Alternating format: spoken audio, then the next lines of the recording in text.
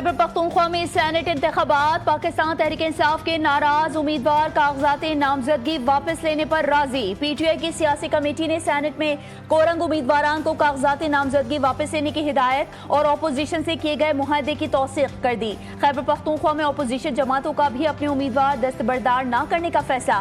Governor کے پی کی زیر صدارت گورنر ہاؤس میں اپوزیشن رہنماؤں کا اجلاس ہوا۔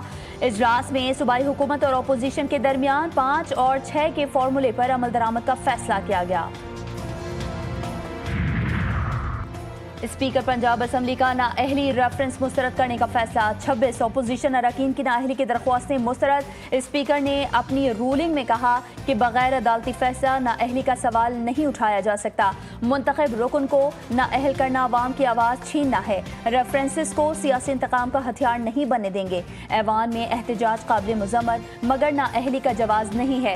اسمبلی میں اختلاف رائے دبایا نہیں سنا جائے۔ قانون سازی میں خلل سیاسی جماعتوں کی ناکامی ہے۔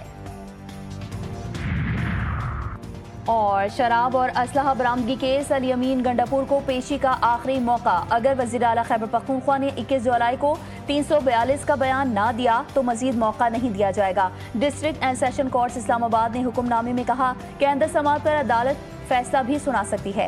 8 برس سے کیس زیر التوا ہے۔ مئی 2024 سے پروسیکیوشن گواہوں کے بیانات ریکارڈ کرا چکی۔ الیمین گنڈاپور جان بوجھ کر 342 کا بیان ریکارڈ نہیں کرا رہے۔ عدالت نے الیمین گنڈاپور کے ناقابل ضمانت وارنٹ میں گرفتاری جاری کر دیے۔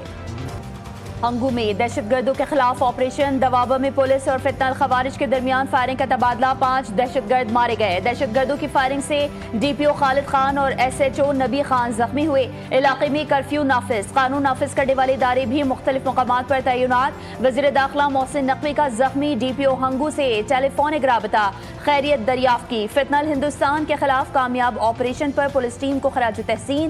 محسن نقوی نے کہا پولیس نے جرات اور دلیری سے 5 دہشت گردوں کو ہلاک کیا۔ پشاور سے 40 ارب روپے کے کوہستان میگا کرپشن اسکینڈل میں بڑی پیش رفت، 8 اہم ملزمان گرفتار، 2 سرکاری افسر، 2 بینکرز اور 4 ٹھیکیدار بھی شامل۔ تحقیقات میں جعلی چیکوں کی منظوری، جعلی فرمز اور اے جی آفس کے اہلکاروں کی ملی بھگت سامنے آئی۔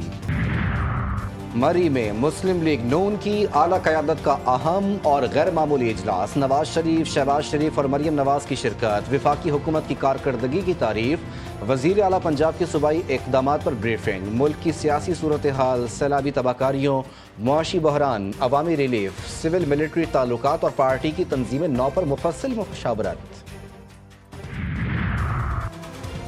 عظمہ بخاری کا ایک اور طوفانی بیان، وزیر اطلاعات پنجاب کہتی ہیں خیبر پختونخوا کے سینٹ ٹکٹس کے لیے بولی بازی اور ہارس ٹریڈنگ عروج پر پہنچ گئی۔ بانی بھی خرید و فروخت سے مکمل آگاہ ہیں۔ نظریاتی کارکنان کو نوٹوں اور اے ٹی ایمز کے سامنے پس پشت ڈال دیا گیا۔ پارٹی ورکرز ہار گئے جبکہ موسمی پرندے اقتدار کے مزے لوٹ رہے ہیں۔ پاکستان نے بھارت کے رافیل سمیت 5 طیارے تباہ کیے۔ امریکی صدر نے بھارتی عوام سے حقائق چھپانے والی مودی حکومت کا جھوٹا بیانیہ بے نقاب کر دیا۔ ڈونلڈ ٹرمپ نے کہا حالات انتہائی کشیدہ تھے، دونوں ممالک میں ایٹمی جنگ کا خطرہ تھا، ایک دوسرے پر حملے کر رہے تھے، میں نے امریکہ سے تجارت کا مشورہ دیا اور جنگ رکوائی۔ عالمی سطح پر پاکستان کا دفاعی موقف سچ ثابت، عسکری صلاحیت، پیشہ ورانہ مہارت اور امن کی خواہش کی عالمی سطح پر تعریف۔ پاکستان اور امریکہ کے درمیان تجارتی ٹیرف، ڈیجیٹل معیشت، مصنوعی ذہانت اور کرپٹو میں سرمایہ کاری پر اہم پیش رفت۔ وفاقی وزیر خزانہ کا امریکہ میں تعمیری اور نتیجہ خیز مذاکرات کا کامیاب دورہ۔ محمد اورنگزیب کا کہنا تھا کہ آئندہ دنوں میں قیادت کے بیانات میں محنت کی جھلک نظر آئے گی۔ دونوں ممالک کے تعلقات کو نئی سطح پر لے جانا چاہتے ہیں۔ حکومتی اصلاحات کے خلاف تاجر برادری سڑکوں پر، کراچی اور لاہور چیمبر کی کال پر آج مکمل ہڑتال اور احتجاج، کاروباری مراکز بند، زبانی یقین دہانی نہیں، تحریری ضمانت لازمی، تمام تاجروں اور ایسوسی ایشنز کا بھرپور مطالبہ۔ جاوید بلوانی کہتے ہیں مسئلہ حل نہ ہوا تو صنعت کاری ملک سے دبئی منتقل کر دی جائے گی۔ وزیر خارجہ اسحاق ڈار کا آذربائیجان کے وزیر خارجہ سے اہم ٹیلی فونک رابطہ، باہمی دلچسپی کے مختلف امور پر تفصیلی تبادلہ خیال۔ دونوں وزرائے خارجہ کا 2 طرفہ تعلقات کو مزید مضبوط بنانے اور اقتصادی، سفارتی اور دفاعی شعبوں میں اسٹریٹجک شراکت داری کو فروغ دینے پر اتفاق۔ خطے میں امن و استحکام، تعاون اور مشترکہ مفادات کے تحفظ پر بھی زور دیا گیا۔